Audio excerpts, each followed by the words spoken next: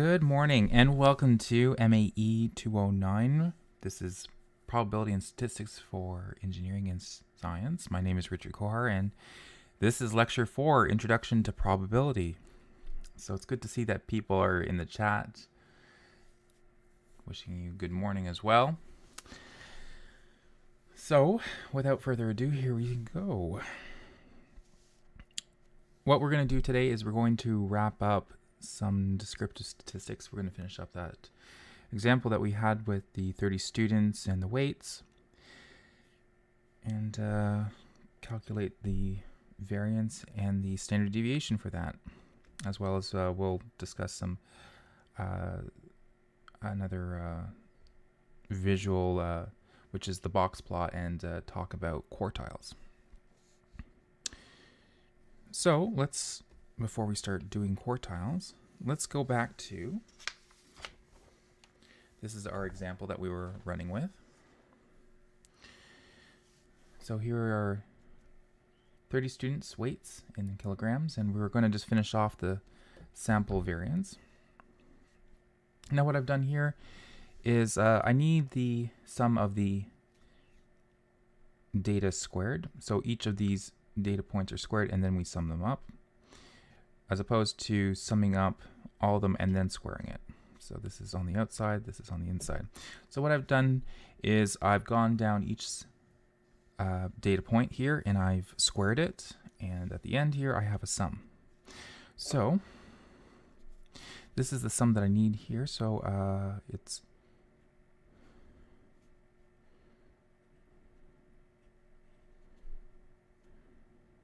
it's 110,561.4.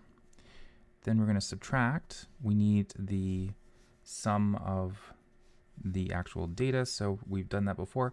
Now, just as a small, I must have hit a wrong digit at the end or something, because when I should have summed it all up here, going through it again, it should be 0.5, and last time I had it, it was 0.2.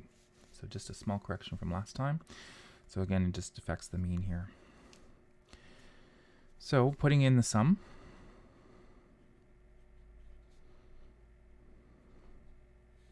this would be over, and now we have, this would be squared, and this will be over n, which is 30 in this case. And this will then all be divided by n minus 1, so that would be 30 minus 1, so 29. So we can pull out our calculator. So I have 110,561.4. Put that in. I have 820.5. What we're going to do is we're going to square that. We have 30. We're going to divide it by that. I'm going to take those two numbers now and subtract it.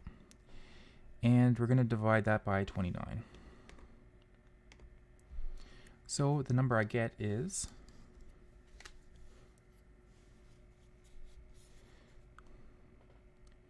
3.01.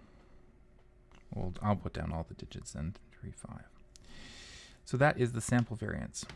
And we know it's the sample variance, again, because of the n minus 1 part here. And if we take the sample deviation, standard deviation,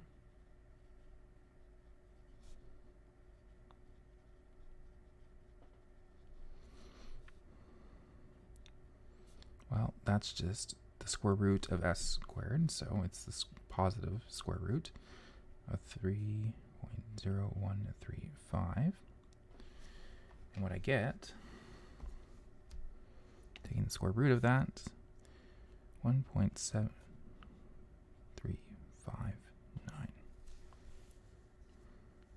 Okay, so what we're going to do now is we're going to return to that first page that we did.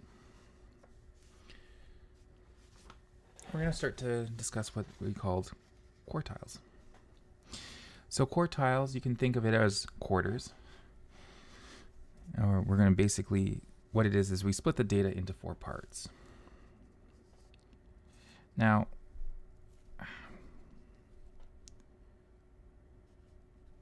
what you're going to find is that how we split up the data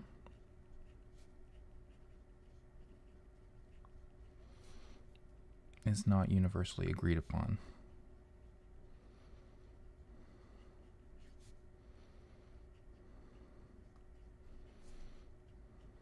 So if you are going to use some sort of statistical package or like Excel, R, or MATLAB, be aware that some people do it differently. And it's not a question mark, I shouldn't. But yes. So what we do is, again, we arrange the observations in order from smallest to largest. And the second quartile is what we call the median. So that's the middle number, or if we have n observations, so the number of observations is even, then Q1, or the first quartile, is the median of the smallest of the n over 2 observations. And then the third quartile is the median of the n over 2 observations. So again, what it's saying is if I had all this data, say roughly like this. So there's 1, 2, 3, 4, 5, 6, 7, 8, 9, 10. So we're going to work with even. We know how to calculate what the quartile should be for the median. So 1, 2, 3, 4, 5, and then so what we would do is we would take the average of that. So somewhere in here is Q2. And then what this is saying is that you would then take the median here of these ones. This would be Q1. And then we would take the median of these observations. And this would be Q3. So something 1, 2, 3, 4, 5. So this would be the median observation. And this one would be the median observation. And Q0 and Q4, well, that would be the min. And down here, over on this side, here's the max. Okay. Similarly, if n is odd,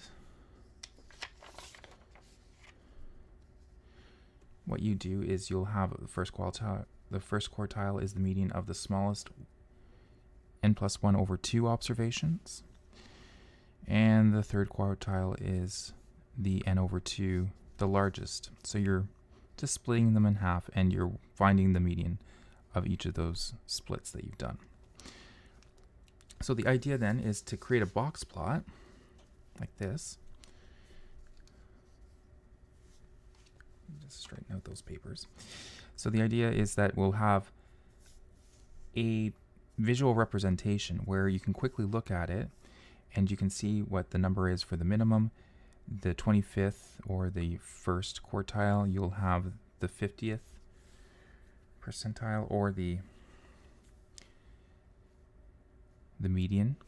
You'll see the third quartile or the 75th percentile, and then last you'll have the max, which is the highest number in the data. So you can get a quick summary of the data from the box plot.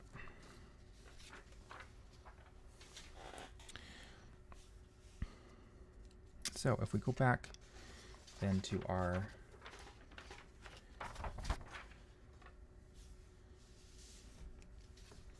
straighten out these papers. So if we go back to here, what we're going to do is we already know what our min is. So 56.3, 65.7, and we have our median. So for the quartiles,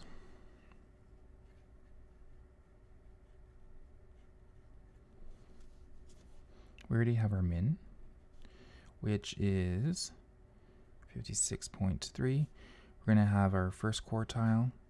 We have our second, or the median, of the entire data, Q3. And then we'll have our max, 65.7. We already know what our median is because we've calculated already here, so that's 60.85. So for Q1, because the data is even, what I can do then is basically I can split it right here.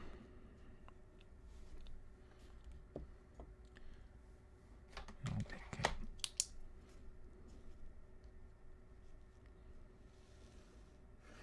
This is kind of where I can split it. And this is where we had calculated it before.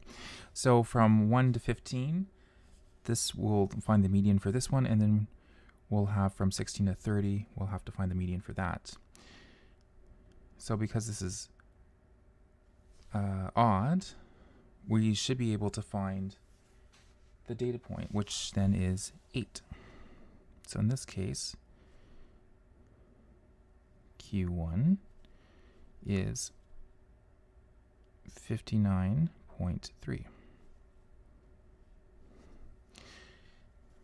Similarly down here, we're going to be working from 16 to 30 now.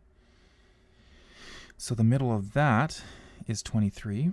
So here's Q3. And that is 61.7.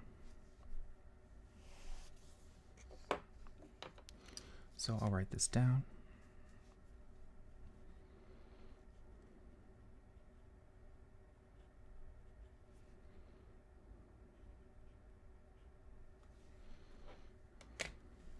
Okay, so that's our summary for that data. So let me try to do a little box plot then.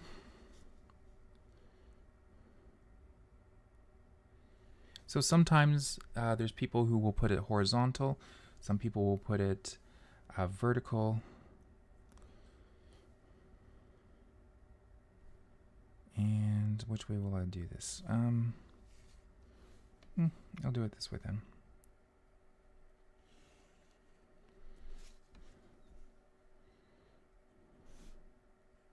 So you usually have some sort of scale here.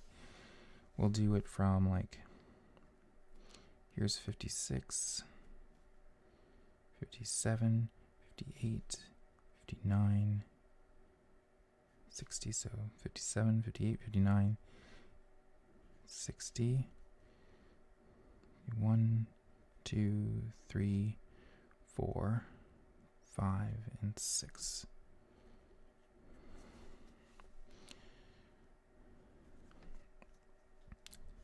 Oops, and I'm just a little bit off the page there, sorry about that. So let's start off with our minimum. We'll have about 56.3, so something like around here. My first quartile will be at 59.3, 57, 58, 50, 57, 9.3, somewhere about here, 60.85, so something like a little bit here. And then the next one is 61.7, and then the last that we'll have is 65.7. Okay, so I need to draw the box. So you'll have lines for each of the quartiles. So here we go.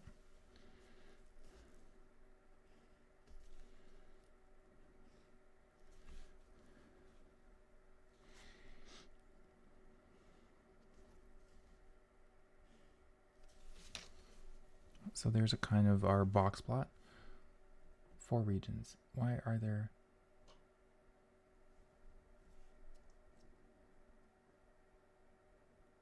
Yes, because there's 4 regions, right? So I have 1, 2, 3, 4, 5 numbers, but they've broken it up into 4 regions. So what you can see here is here's the first region, here's the second region, here's the third region, and here's the fourth region.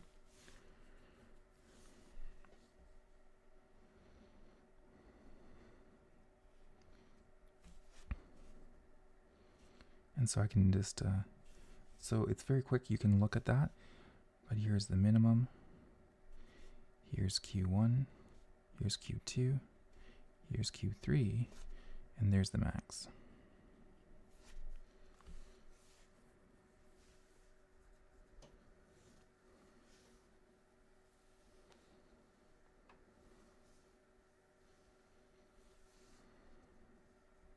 Did I answer the question that's in the chat?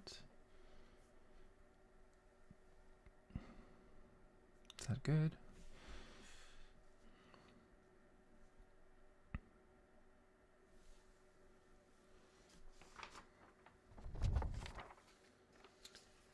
How sensitive are box plots to outliers? This is a good question. And again, it's not universal on agreement of how to handle things like this.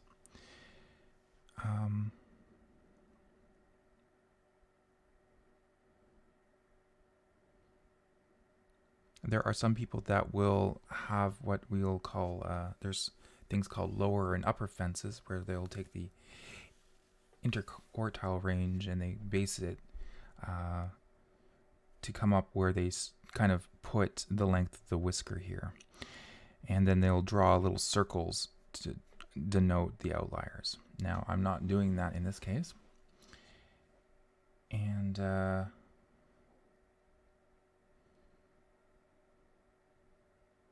sensitivity then really, you know, it just depends on how you've constructed it in the first place. What determines the width of the box plot, or is it just arbitrary? The width is arbitrary.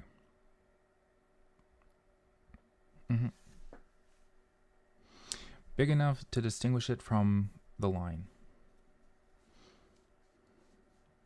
Okay. So, I hope that answers all those questions. Is that good?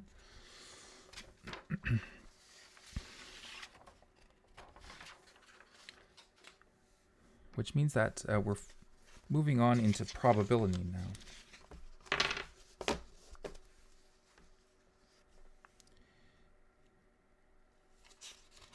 So, sample spaces and events.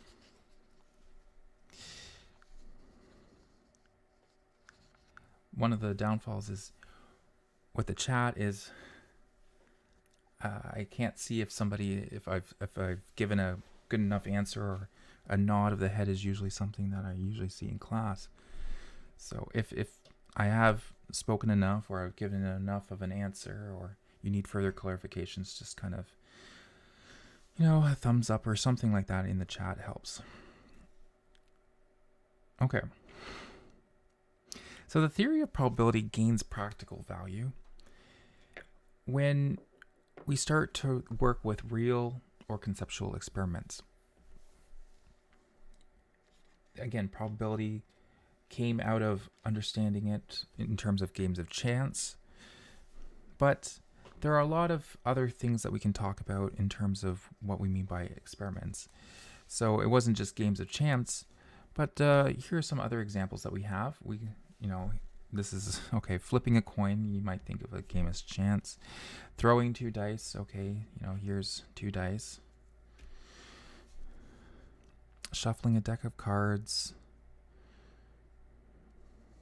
Playing roulette, okay, so these are still more games of chance. But we can get into other things like how many phone calls are we going to get on a telephone line? We can model that using some probability there. We can also talk about the frequencies of accidents on a highway, or perhaps on a manufacturing line. Again, how much time is going to be down is something we might be interested in. If you're more inclined for chemistry or nuclear reactions, something like a position of a particle under diffusion. We have some, but these can be rather vague. And by that, I mean, we need to agree upon some, okay, so we have all these things, and we need to come up with some convention, some notation, so that we can discuss it in a standard way. And we also have to come up with these formalizations so that we can use mathematical analysis of it. So the first thing that we need to agree upon is what are the possible outcomes of an experiment. So for instance, I could be flipping a coin, right? So I can flip a coin. There's tails, there's heads, and these are what we consider then to be the only outcomes. Now again, it is quite possible that this coin could land on its edge, and this is something that we just ignore the possibility of it occurring. And so what those are we've now come up with this idealized experiment where we have specific and defined outcomes, and we ignore kind of these things that, where it lands on the edge, or maybe perhaps it rolls under a fridge where we can't see it anymore. These are things that we don't consider, and that's kind of standard practice.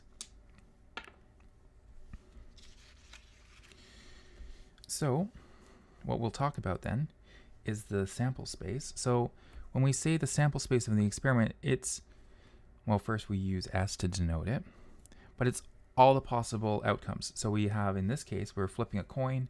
It's either going to be heads or tails. We don't talk about the edge. And then we call those outcomes the sample points. So because we're working in a sample space,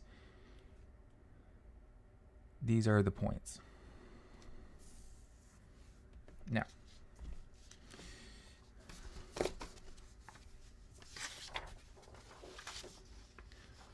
let's talk about rolling a die then for the sample space. And we're not going to talk about these dies in particular because they are non-standard. So let's talk about a standard die. The sample space, so we'll use S.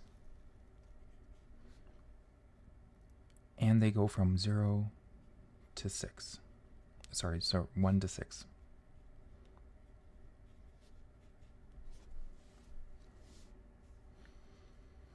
If we throw 2 dice, then, well, I'll have 2 dice. So there's 1, 1, 1, 2, all the way up to 6, 6. So we can start listing those out, 1, 1, 1, 2, all the way up to 6, 6. And there would be 36 outcomes because 6 times 6 is 36. And over here, the number of outcomes in the sample space here is 6 outcomes.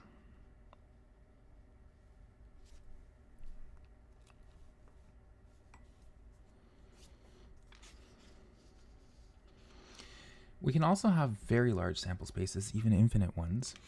If we think about, say, we're going to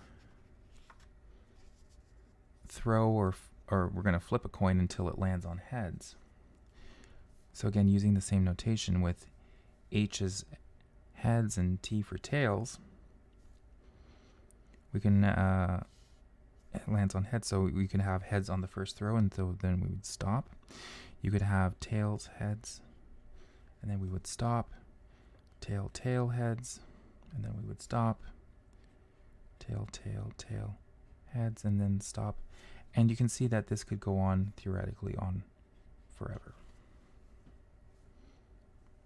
So I can't really say how many outcomes there are. There's not a finite number of outcomes in this case. Although I'd like to point out, though, that even though we're talking about infinity, this is still what we call countable. So this is countably infinite.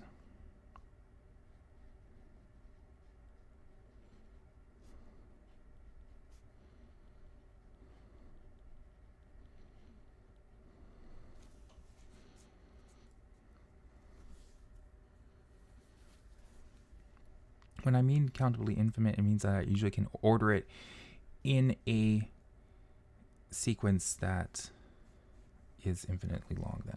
Okay, so as long as it's a sequence, I can count one by one by one. It may take me forever to do it, but it's possible.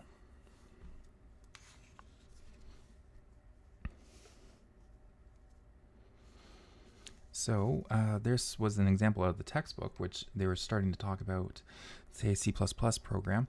I've modified it just slightly. And I said, suppose you randomly select a C++ program, say from your department or from your work group, and you see if it runs or compiles the first time. So we're going to let F be a failure and R be a run, very similar to this idea of a coin landing on heads. Well, it'd be the same idea. You could be able to successfully run it on the first try, or it fails on the first program that you did, but the second program runs, fails on the first program, fails, the second program fails, but the third runs, so on and so forth.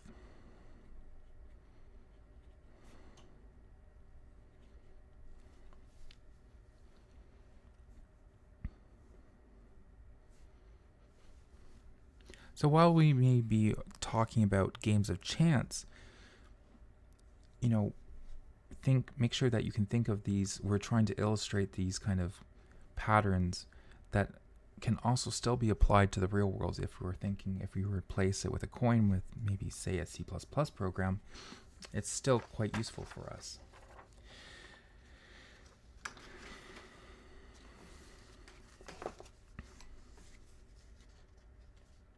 Okay.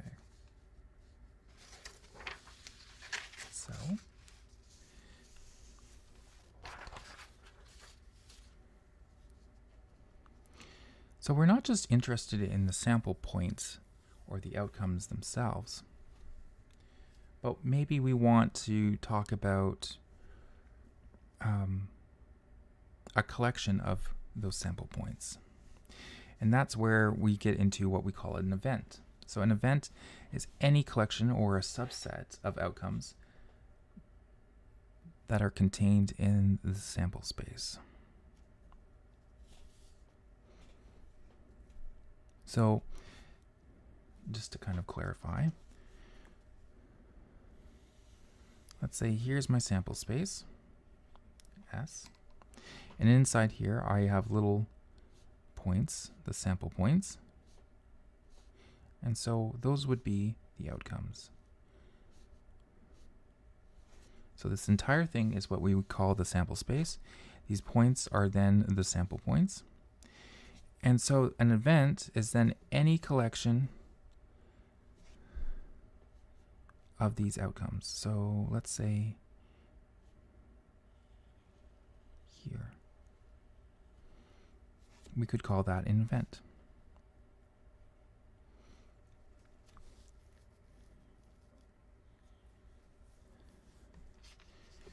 Now in the book, they talk about sample points and they call them simple events.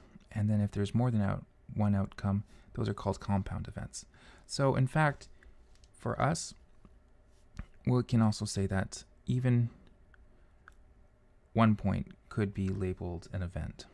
So we could have an event that has multiple outcomes or an event that has a single outcome. And in the book, they'll call this simple and this one compound.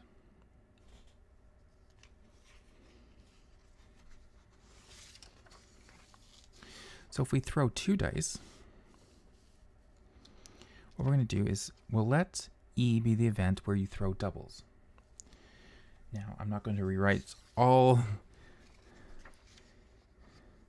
that chart again. This is what we had from our previous example. So 1, 1, 1, 2, 1, 3, all the way up to 6, 6. The ones where it throws doubles is 1, 1, 2, 2, 3, 3, 4, 4, 5, 5, and 6, 6. So we can list that off. So E. So is everyone okay with me using set notation like this? I'm using the curly braces for it. I'm going to write in my elements here. Oops, 2, 2.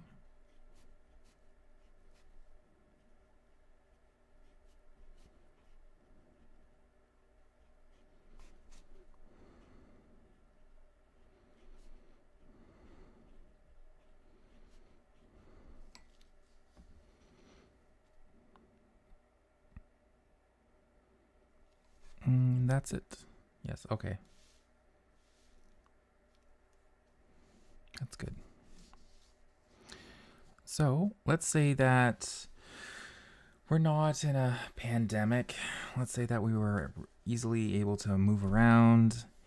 And let's say that 3 cadets go out and they come back with coffee. And they either go to Tim Hortons or they go to Starbucks. Okay. Now again, you may say that there's a coffee and company, there's Balzac's coffee. Also, you may want to go to Benjencho's bakery. But again, we're talking about an experiment now, and what I've done is I've said that these are the only 2 possible outcomes. So again, we're idealizing it, but that's not exactly true, because what we do have is 3 cadets. So I need to go through this. So on the first cadet, they could pick Starbucks or Tim Hortons. On the second one, Starbucks or Tim Hortons, and then on the third one, Starbucks or Tim Hortons. So you can have 3 Starbucks. You could have 2 Starbucks and a Timmy's.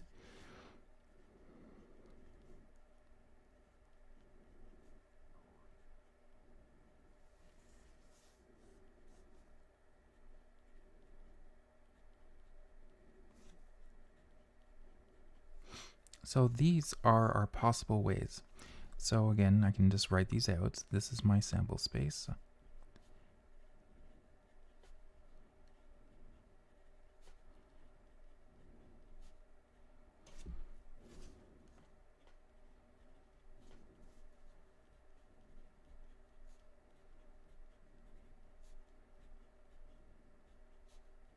Make sure 1, 2, 3, 4, 5, 6, 7, 8 outcomes.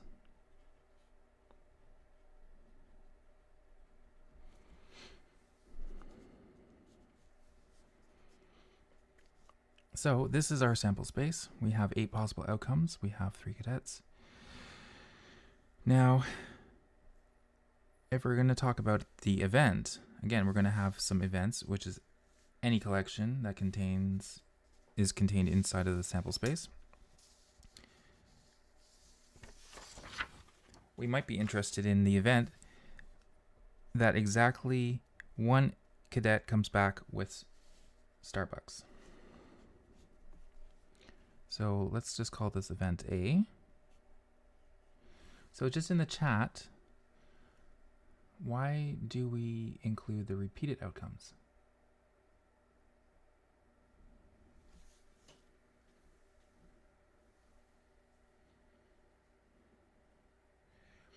Well, the repeated outcomes, okay, because we're going to have a first cadet, a second cadet, or a third cadet, but we could also give them names.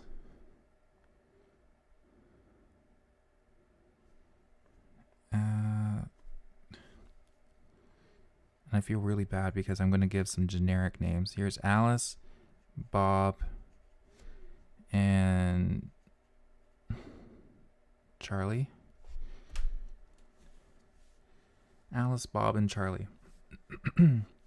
And so this one would be different. Say Alice, Bob, and Charlie. So Alice would have Starbucks on the first. She would have Starbucks, but the Bob and Charlie would have Timmy's. And that's different than, say, Alice having Timmy's and then the other two having Starbucks. So again, these would be different outcomes, yes. That combination has a higher probability of happening. I'm not sure which one though. But we will talk about that.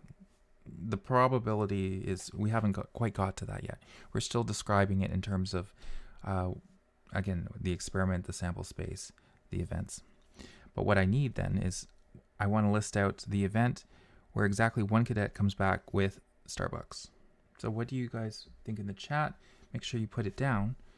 But exactly one cadet. So I look through here, that's 3 cadets that have Starbucks, 2 cadets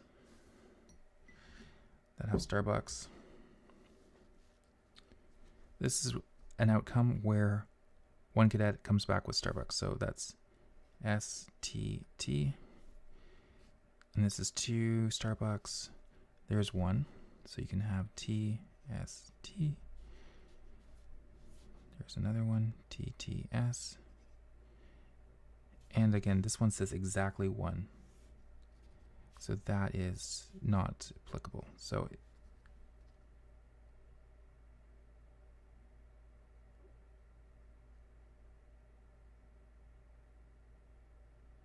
the event would be a collection of 2 observations. Oh, okay, good. Does everyone agree with this one that I've written down then? The event exactly, one cadet comes back with Starbucks. Well, we're not talking about probability yet. I'm just simply listing this off yet at the moment.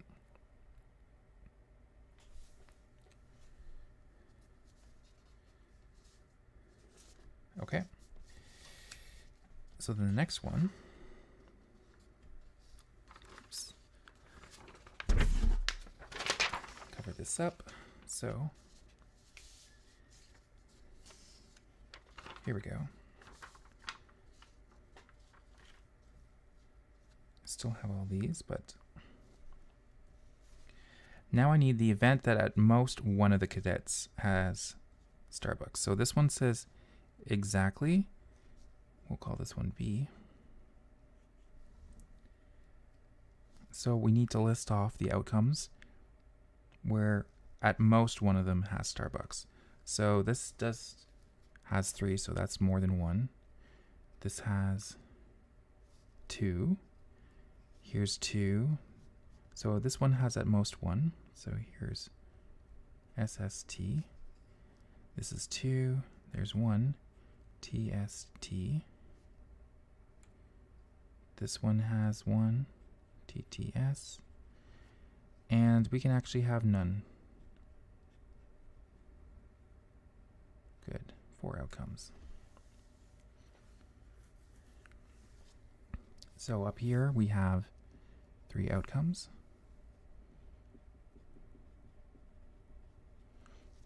And over here we'll have 4 outcomes. So just be very careful. Like, it's not asking how many outcomes we have. It's actually saying that we need to define this event. We need to list out each event, or sorry, each outcome. Okay, so we've done that one. And here's the event that all 3 cadets have the same coffee. So in the chat, what are the outcomes for this one?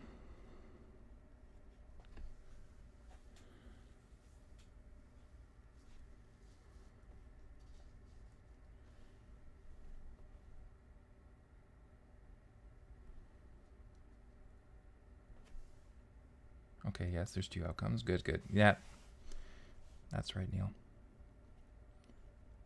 So it's SSS and TTT. Good.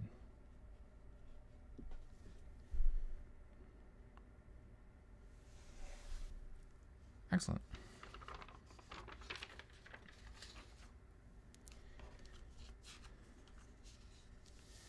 So, excellent. That's good to see that, yeah. Make sure that I'm doing it correctly as well.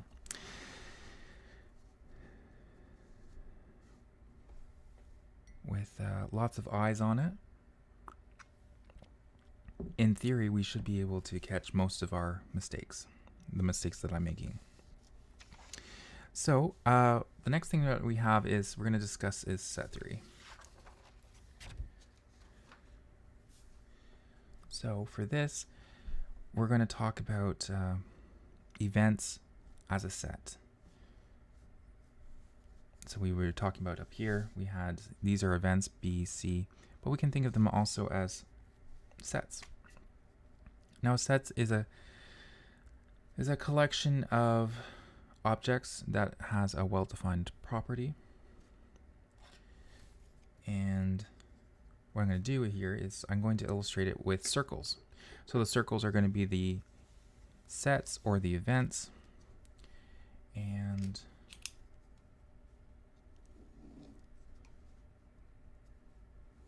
I'm going to use two events or two sets.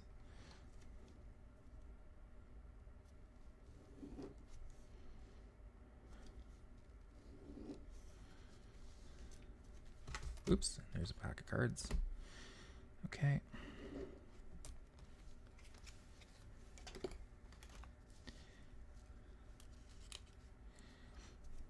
And so I'll label these. I'll use A and B. And this one can be, I'm going to put this on the inside because you'll see why. Okay, so when we talk about the union, we go A union B. So we use a little cup here. And A union B, so this would be the element the sample points.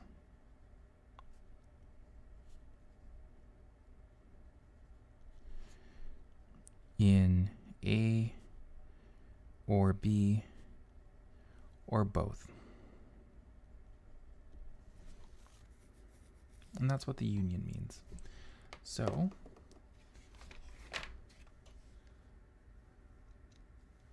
maybe I'll use, this might be easier to fill in. So here's everything in A.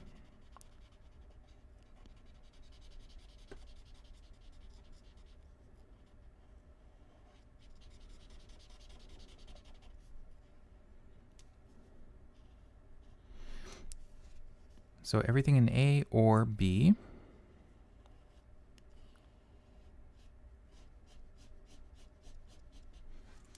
Or both. Now with the intersection, we denote this as A, there's a little cap, B,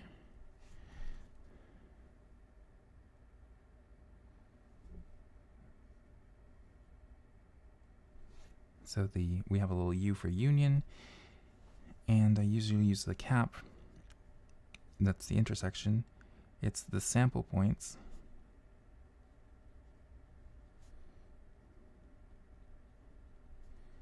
in A and B.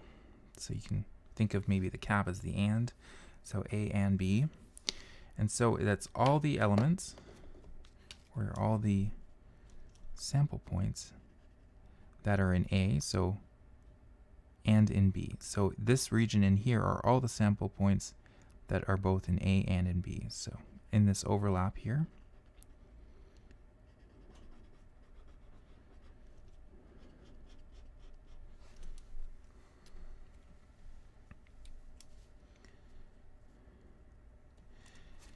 and another reason for why we have to define the sample space is when we get to something like the complement. So we'll go A complement. And A complement is everything. So it's the sample points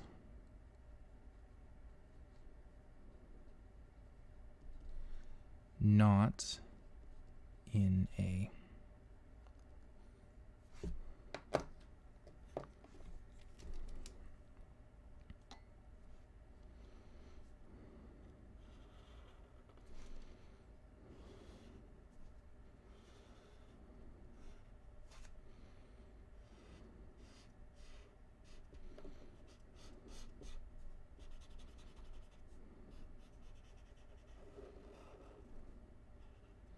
So this is all the sample points inside of A, and then I want all the ones that are outside of it.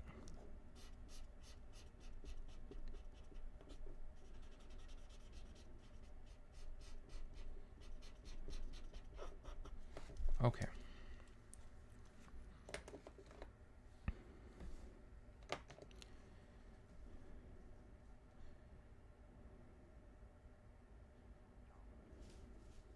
So maybe I'll just write this here.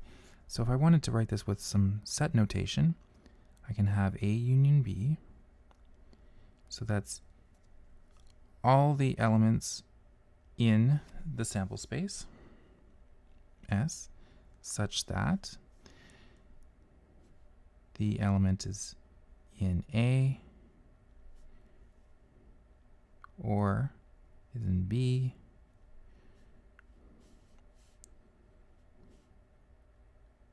or both.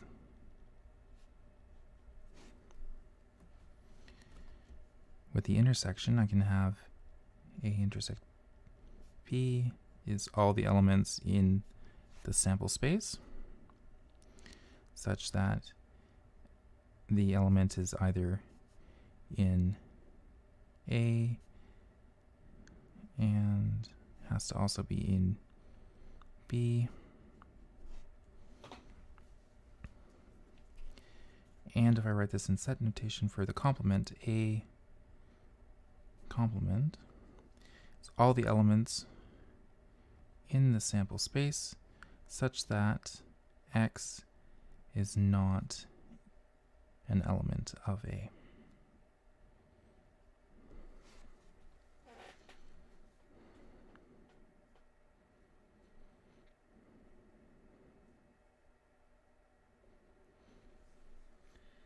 The next one that we have is the idea of mutually exclusive. So if two sets are mutually exclusive,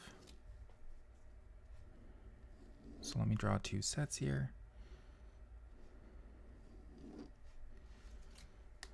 So I've labeled them A and B. They're mutually exclusive if they don't share any sample points.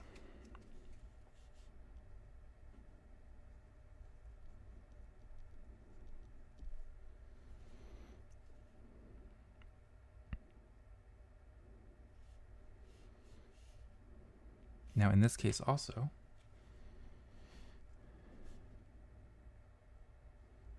A and B is empty. So the intersection of A and B is empty. And so you can write it as kind of like an O with a line through it. It's also could be denoted as just an empty pair of curly braces. But that's what we call the empty set. Now, some people, because we're now working in terms of understanding this as events, they'll call that the null event. And that consists of no sample points.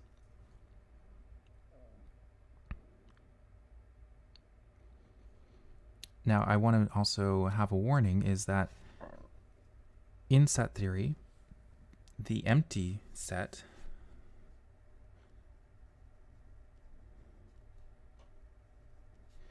is not equal to the set that contains the empty set.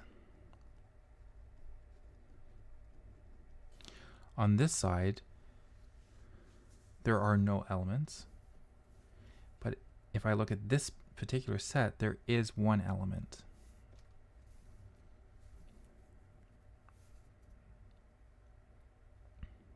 Okay? Now,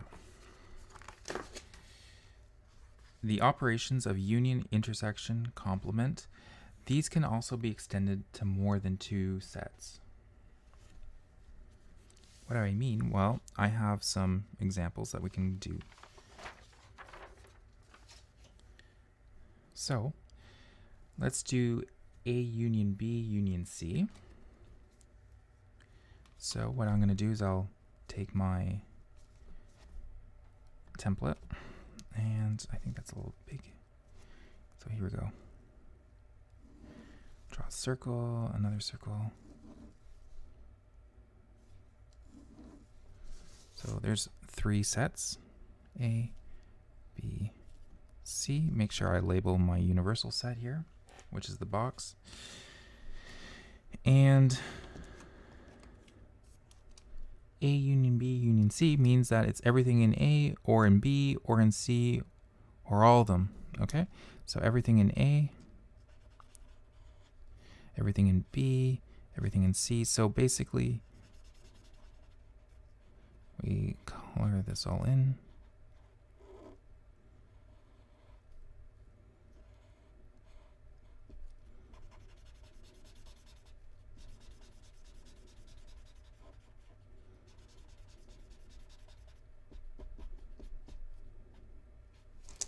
Okay, so there, we've done that one. We have another one where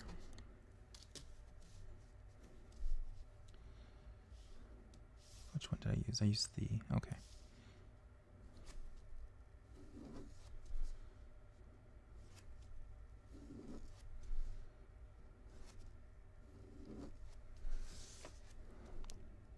And we're working inside of the sample space.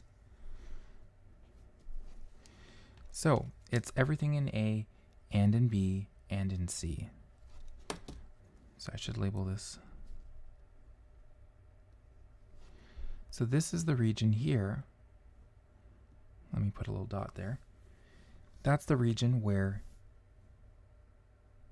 this is the elements or the sample points in here that are in A, that are also in B, and also in C. So it's just in this one right here.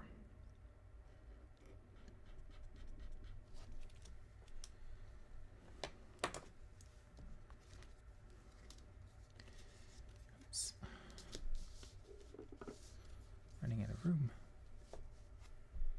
So 1,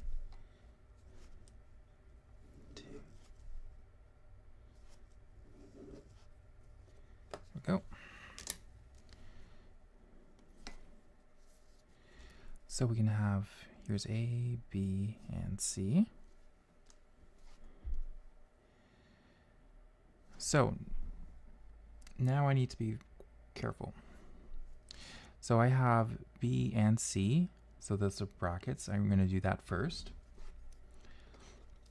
So it's the elements that are in B and in C. So this is the area that it overlaps. So here's what I need. Oops, got to be careful when I'm coloring this in.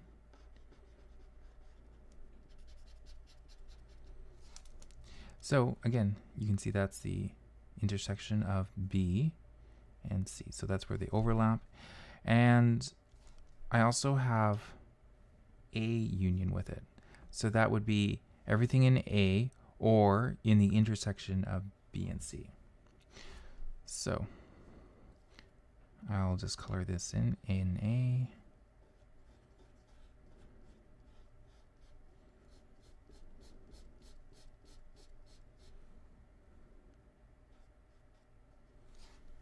And that's that Venn diagram.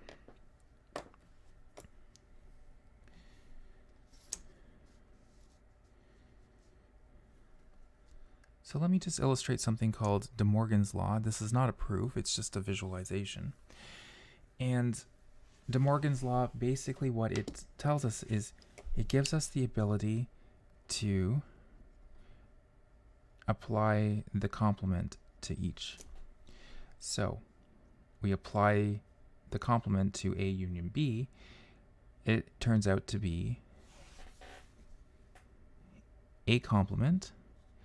The union switches to an intersection, and the B also gets the complement.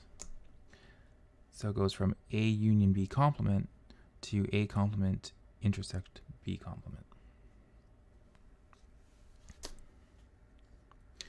So let me illustrate this by looking at both sides using a Venn diagram.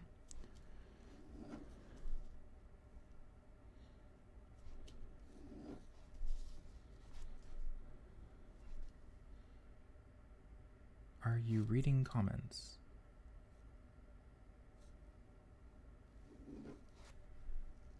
I read the chat. Yep. Okay. So here we go. We are in S.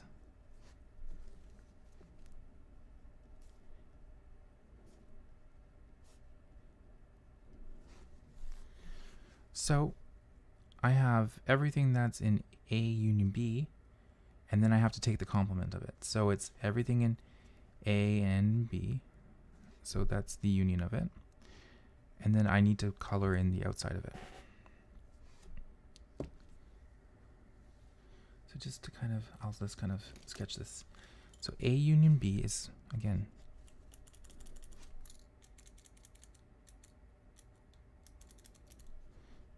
so we know that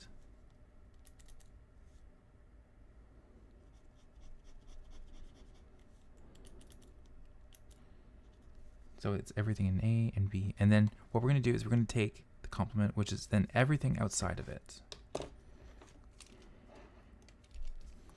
So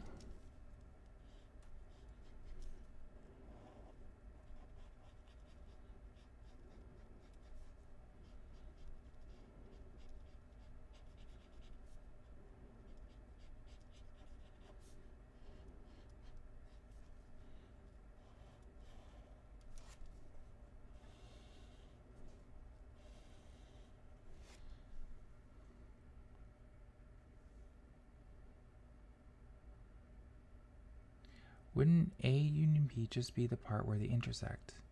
No, because if we go back to this, this is the union.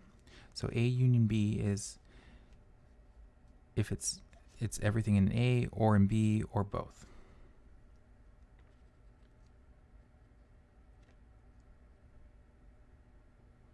So basically when I write A union B complement, then that's then everything outside of this. So if I go back to here,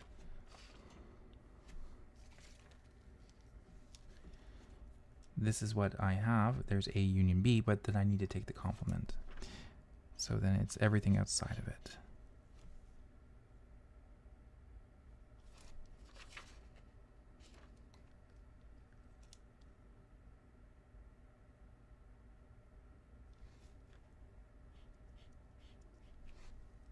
So shouldn't it be read as A and B? No, I should be saying it as A or, well, A union B. So it's A or B. You can think of this as A and B.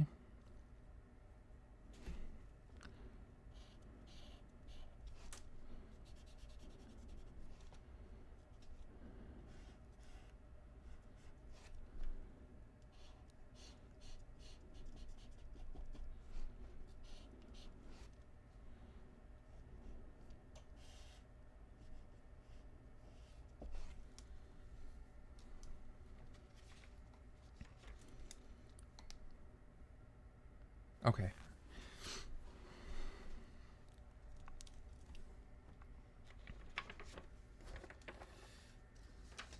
So we'll put that to the side. So that's the left-hand side here that we've done. We've done A union B, and then we've taken the complement. Now in this one, this is A complement, so everything outside of A, and it needs to intersect or overlay with B complement.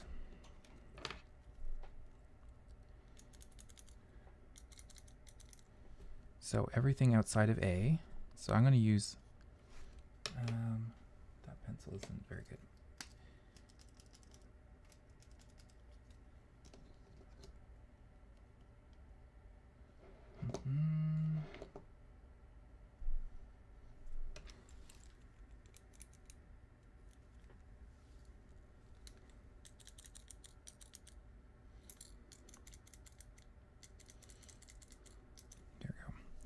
So everything outside of A, so I'm just going to use this cross-hatching.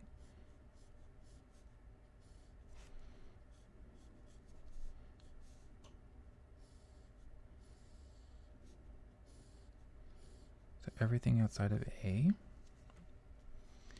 And then for the B complement, it's everything outside of B. So I'm going to switch my directions.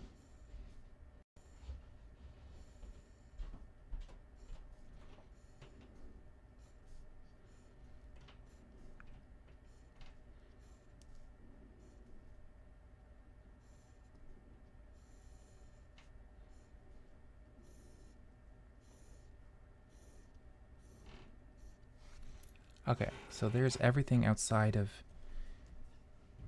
B.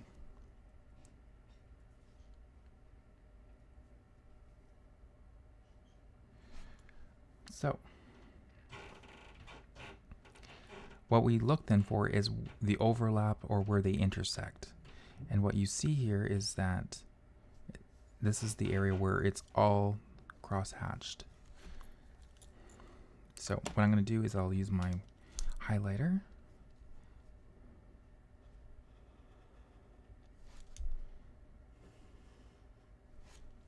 And for our friend that's asking about where the material is being presented from, it's from the textbook that we have in the description below.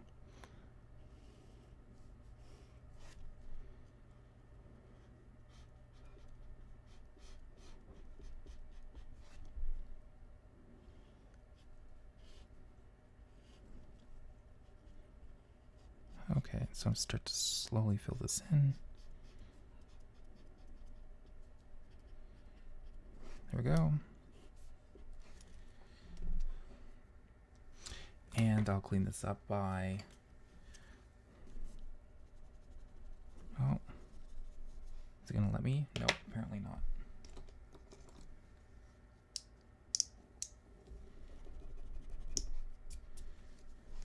Well, what I'll at least be able to do is I can erase.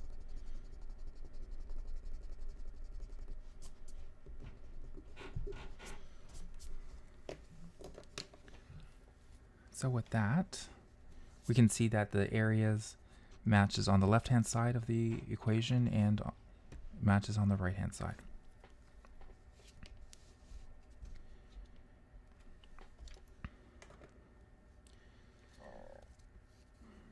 Okay.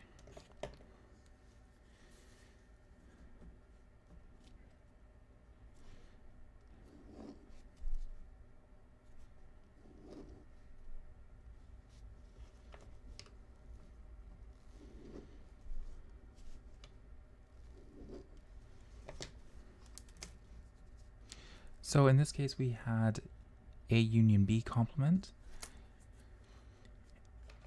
We can do the same thing with the intersection. So in this case, I have A intersect B complement. So again, this idea of being able to kind of distribute this complement. So it goes A complement. The intersection switches to a union, and then we get B complement.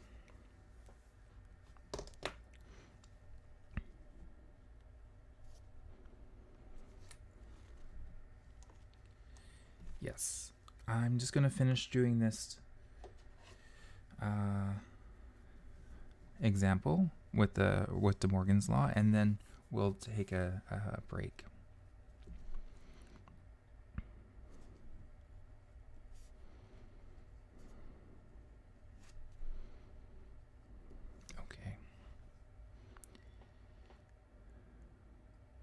So with this case, what we need to do is so here I have the intersection, so A intersect B, and in this case I need to take the complement, so it'll be everything outside of that. So it'll be everything except for this part here. So that's what we'll do. Everything outside of the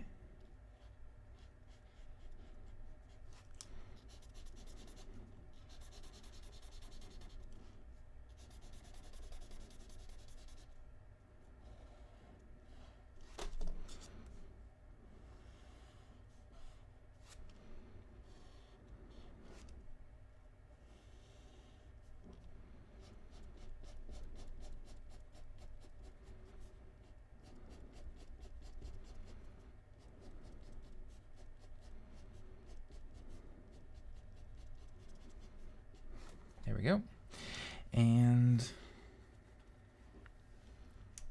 this one is kind of easier because we've got the union. So it'll be everything outside of A or outside of B or both. So everything outside of A. So I can start coloring it in. Everything outside of A.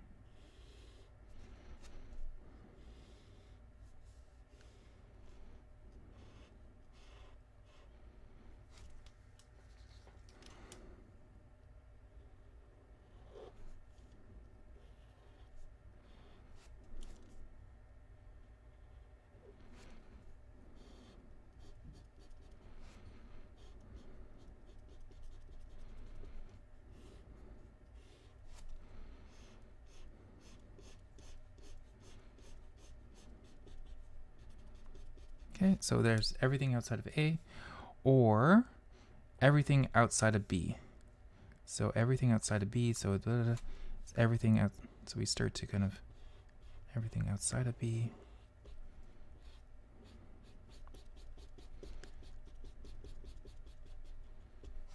And so it matches. So it's the same thing. It's the left-hand side region that we've shaded in is equal to this region that we've shaded in on the right-hand side.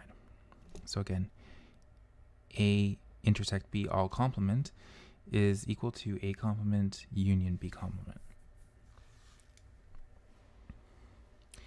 And with that, ladies and gentlemen, we'll have a 10-minute break and we'll resume it then.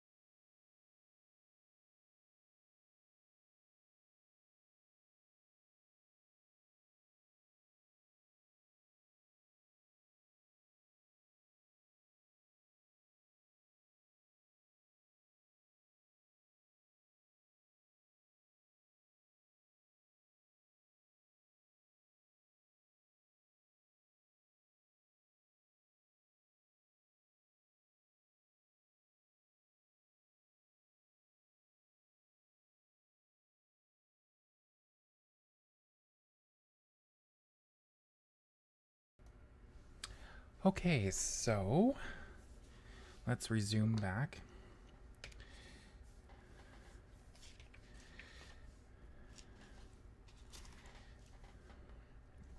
So we have this example here. So I have the sample space is 1, 2, 3, 4, 5, 6. We're going to let A be 1, 2, 3, 4, B be 3, 4, 5, and C being 1, 3, 5. Okay. So, what I'm going to do is draw a little Venn diagram over on the side here. Oops.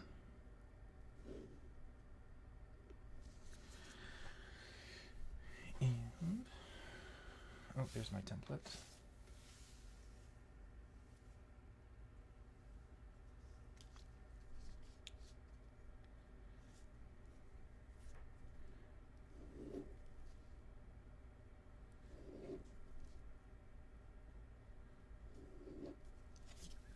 All right. So here we go. We have A, B, and C. So what I'll do is slowly work through this. So for 1, it's in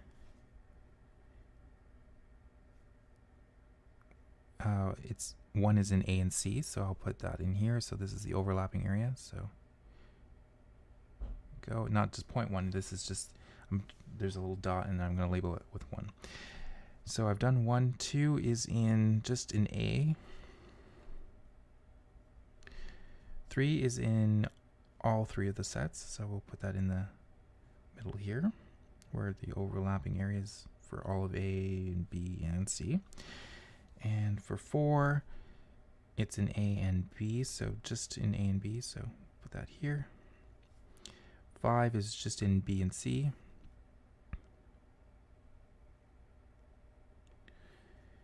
And the last one we need to be worried about is 6. It's not in any of the A, B, or C, so it'll go on the outside here.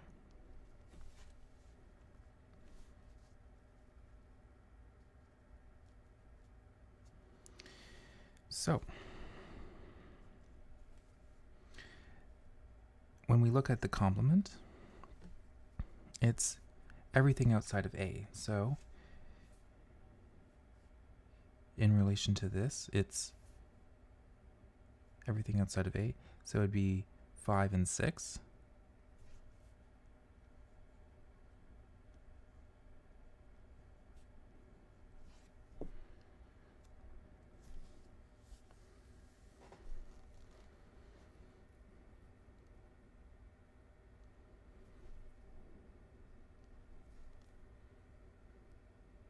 What do you think that the union should be? A union B. In the chat, what do you think?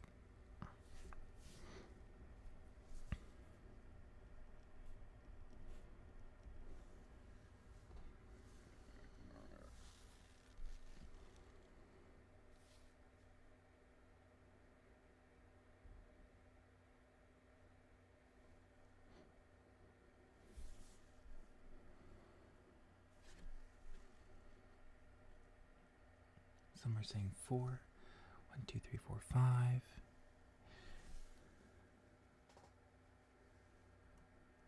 2, 3, 4, 5. Yes, it's one. It should be 1, 2, 3, 4, 5 because it's, again, if we go back to what the union is, so A union B, it's everything in A or in B or both. So that means, so everything in A or in B. So it's, everything in A or B or both. So that should be 1, 2, 3, 4, 5.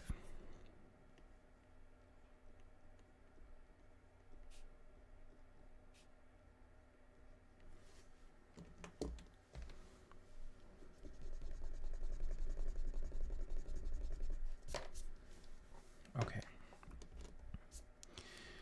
So then the next one is, what do you think it should be for the intersection then?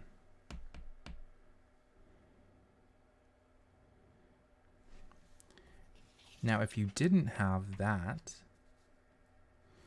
what you could do is you just look for the elements that are in common with each other. So there's 3. Yeah, 3 and 4. And if we look back over here, we're looking at the intersection of A and B, so it's right through in here.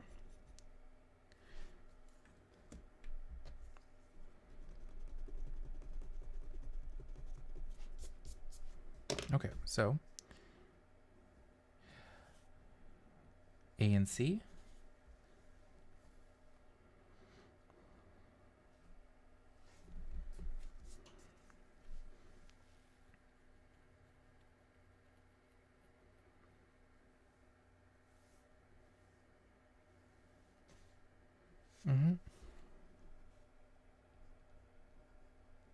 Yeah, 1 and 3, because if I look just at this part, so A and C, so they share 1, they share 3, and that's it. And also that region would then correspond to, on the Venn diagram here, A and C right through here.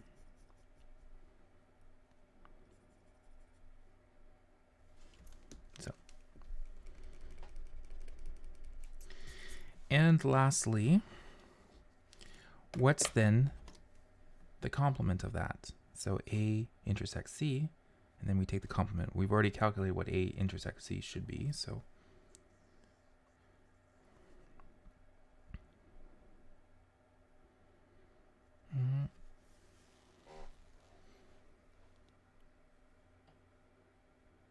yep. So I think you guys have it.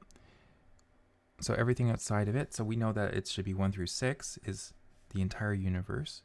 So we would just go through the universe and not put in A and C. So not 1, but 2, not 3, because that's included in here. So 4, 5, and 6.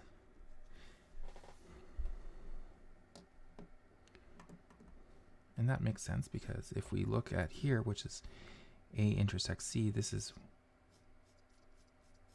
A intersects C, and I had erased it, should have kept it. Then it would be everything outside of it. So again, 2, 4, 5, 6.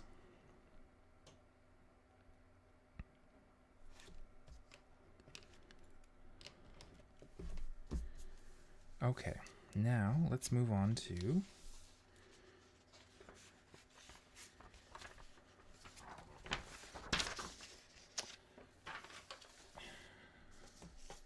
the axioms of probability.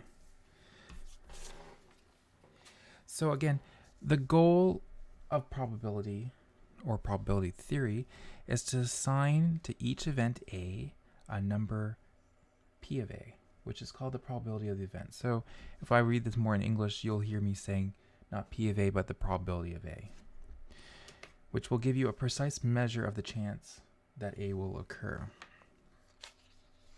And so just kind of looking over here, just to give you an example or a picture, here is my sample space. Here are my sample points. And I have a set that I've drawn here, a little circle here. That's the event A. And the idea of probability is that it maps it to a number that will be between 0 and 1 inclusive.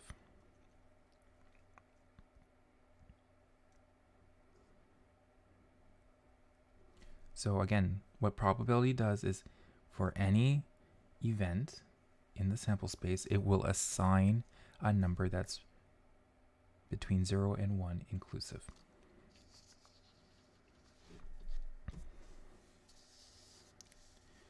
Okay.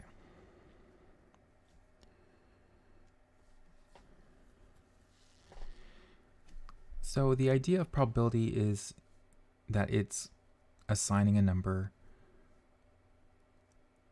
to any event, and that is what we call a measure. And you can think of it as even maybe perhaps like area. So area is a form of measure. A ruler can measure things as well. And in probability, you can think of it as, okay, we have the entire sample space here. The first is that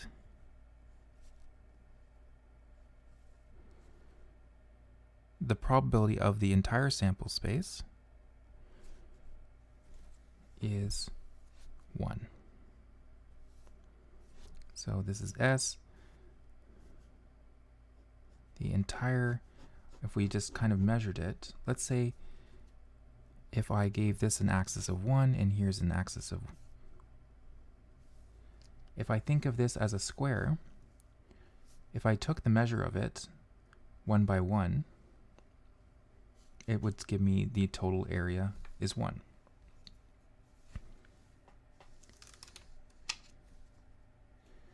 So what I should put here is that in words, the probability of the entire sample space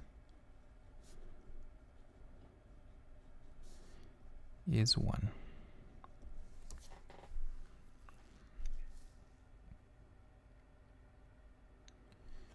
Now again, if I put some sort of measurement on here, let's go from 0 to 1 and 1. And I have some box. I can calculate the area of that. Let's call this, let's call it A.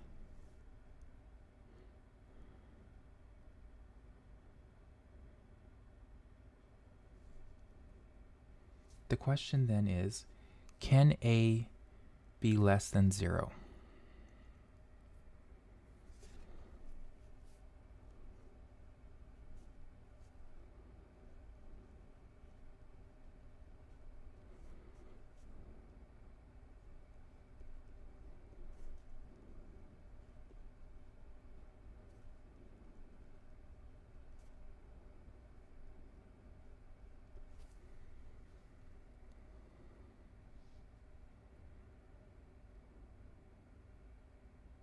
That's right. No, it can't.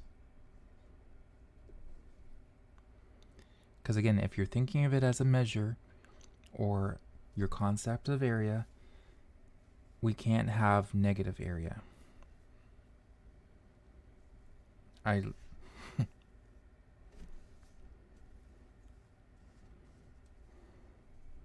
Now I know that some people have taken 101 and they'll say, oh no, but we've done negative area in integrals. Yes, but that was usually in the context that it fell below the axes of the x-axis. But in space here, we're going to say that for this, that no, we can't have an area less than 0.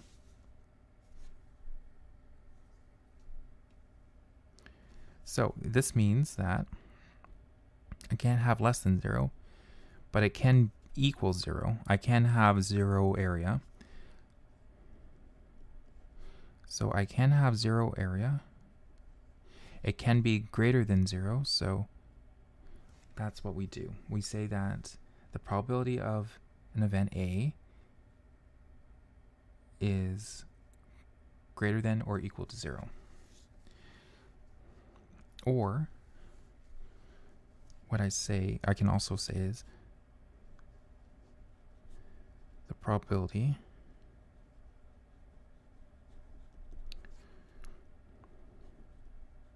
of an event is non-negative.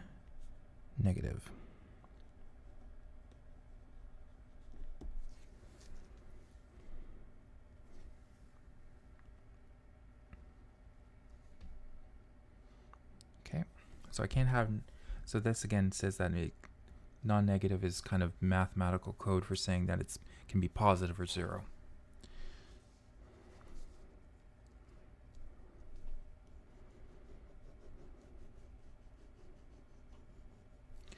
Okay, and then the third axiom. Oh, I gotta be, yep. And the third axiom is that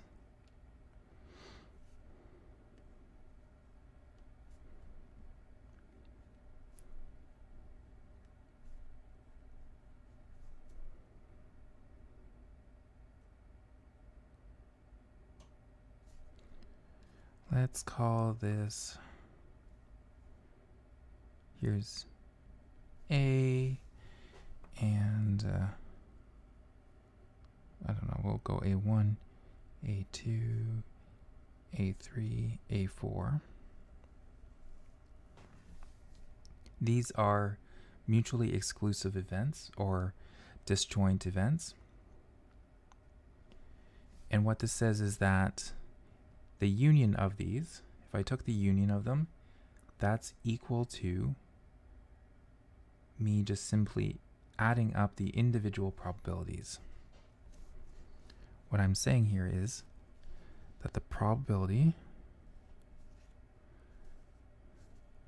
of A1 union A2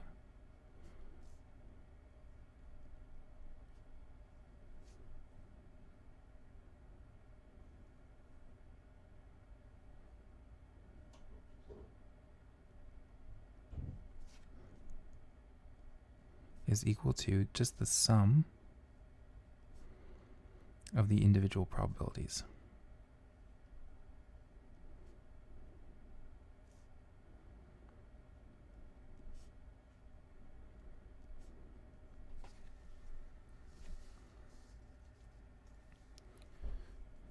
So I should say that if A1 are mutually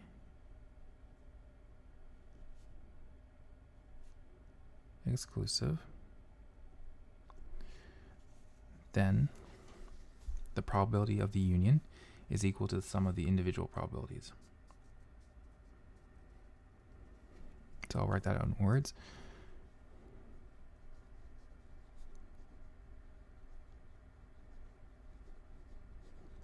So the probability, the union of mutually exclusive events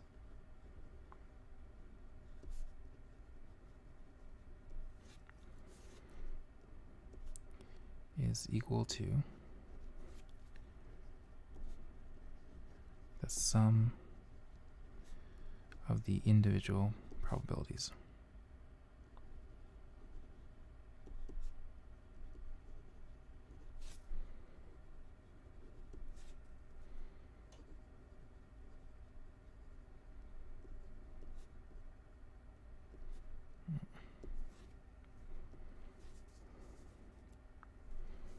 So just for two events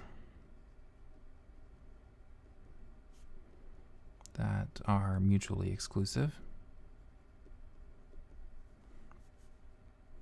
I can simplify this to make it a little bit. So the probability of, say, A union B is equal just to the probability of A plus B. Now, again, this is very important that it's mutually exclusive, so there's no overlap. We get into the problem of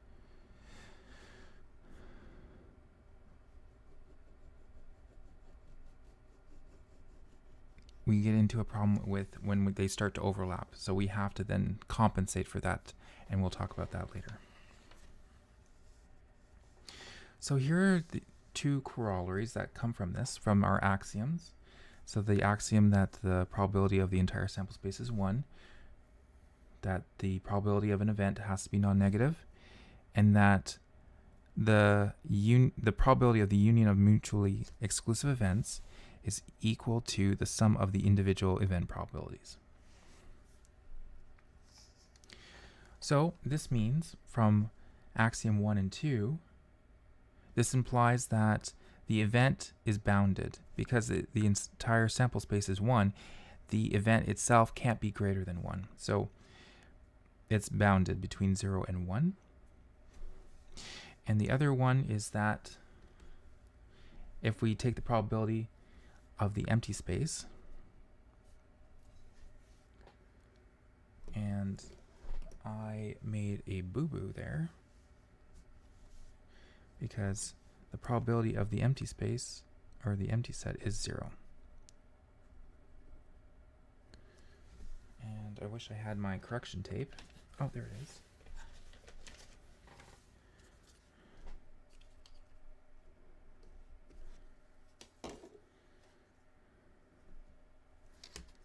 And I'll use the pen.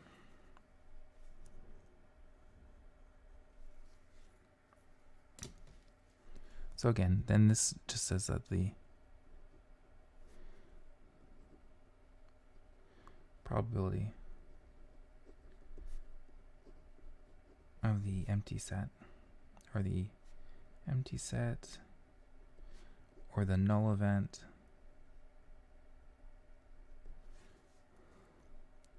is 0.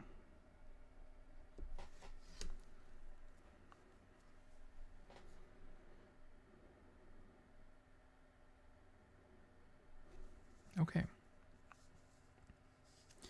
So, from our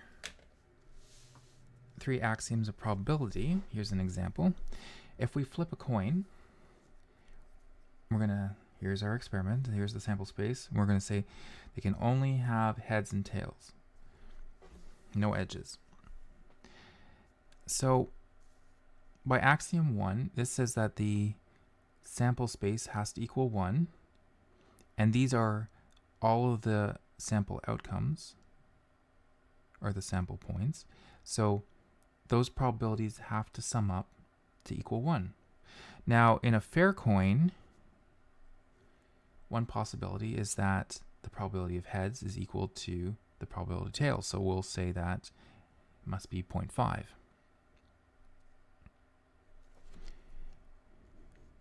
And that's what we call a fair coin.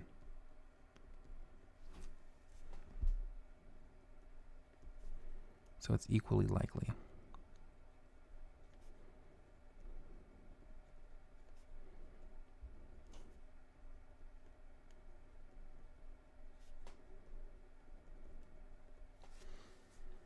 But we can also be a little bit more general. We could say if we let p be some number that's between 0 and 1 inclusively.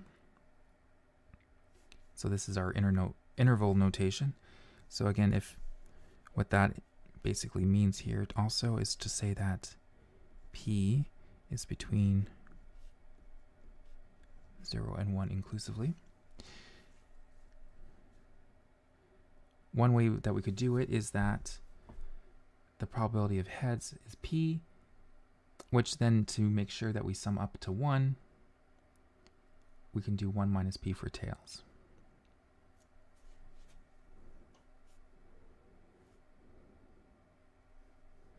So it's considered not fair coin.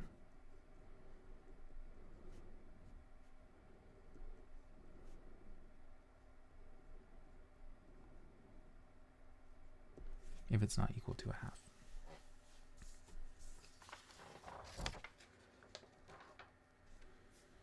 Okay.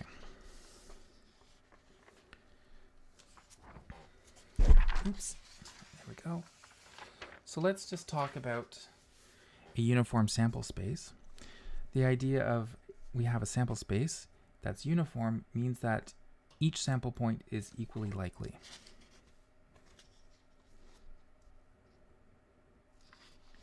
So for an event E, the probability of E is, again, in a uniform sample space,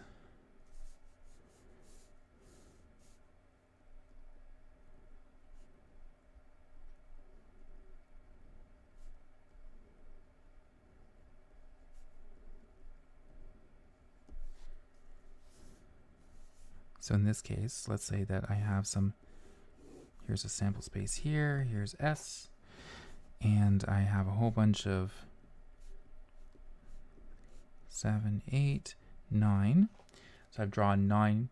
If this is uniform, meaning that each of these outcomes are equally likely, that if I pick this to be my event E, then the probability of E, just like the formula says,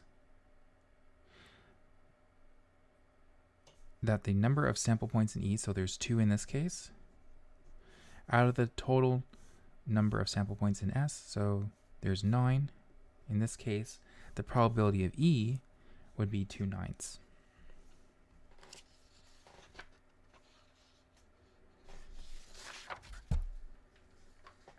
So now, going with this example, what is the probability of rolling doubles with 2 fair dice?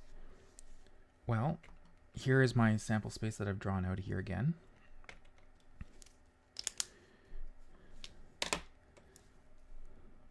Here's the probability of, so what I'll do is I'll say let E be the event doubles is rolled. So E, I'm going to say, let's look at the total number in here. So we have 6 times 6, that's 36 outcomes.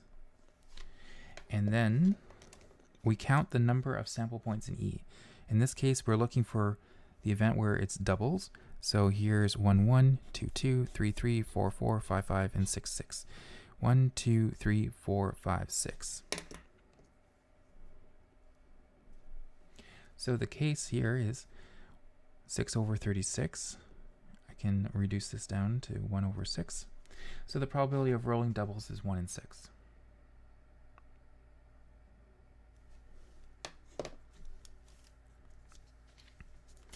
If we look at the next example, which is our coffee example, which some people were already calculating this. If we go back to our, I just flip back here. Here's our Starbucks that we had.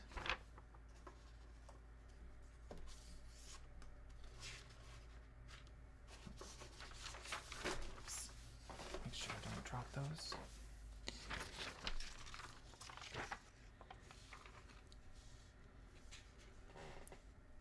So in this case, we have the example. We assume that it's a uniform sample space. So we'll assume that each of these outcomes here are equally likely. So exactly when Starbucks shows up, we had calculated this previously that there was 3 outcomes. So for this, there's 3 outcomes in this case. So we have 3 out of 1, 2, 3, 4, 5, 6, 7, 8. So there's 8.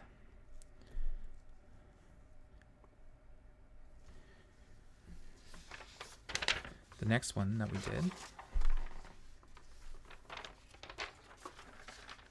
we had, oops, let me just move this out of the way. There we go. So this is the event that at most one of the cadets has Starbucks. So at most 1 Starbucks. So there was 4 outcomes. So that's 4 out of 8, or 1/2. And the probability that they all have the same coffee, well, there was 2 outcomes. So that's 2 out of 8, or 1/4.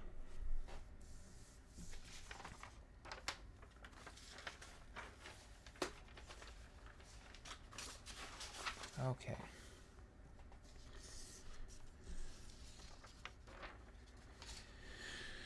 Now, here's a proposition, which is for any event A, we know that if we have the probability of A plus the probability of its complement, it equals 1.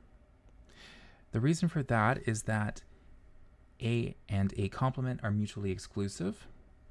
So if we take the probabilities of it by the axiom 3, that, again, these are mutually exclusive. So that means that the probability of the union of the events, of these mutually exclusive events, is equal to the sum of their individual probabilities. And by axiom 1, we know that the sample space has to equal 1.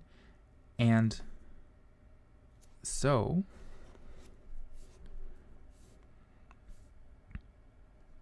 we also know that A union A complement, that covers the entire sample space. So there we go. so we have the probability of A plus the probability of A complement is equal to 1. And so then the result follows that if you wanted the probability of the complement, it's equal to 1 minus the original event, or you can think of the probability of the probability of the event is equal to 1 minus the probability of its complement. So if we look back to our example where we had the coffee students, and let's have the probability that the probability don't have all the same coffee.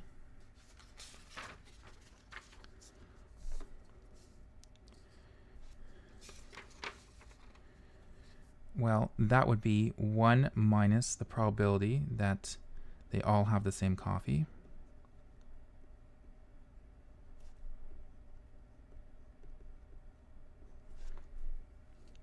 And that equals 1 minus, and we calculated that, a quarter. So that equals 3/4.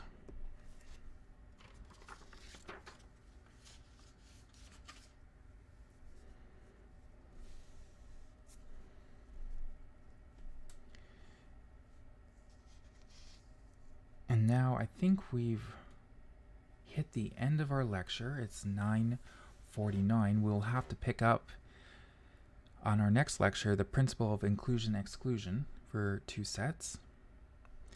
And we'll talk about the examples to follow with that as well.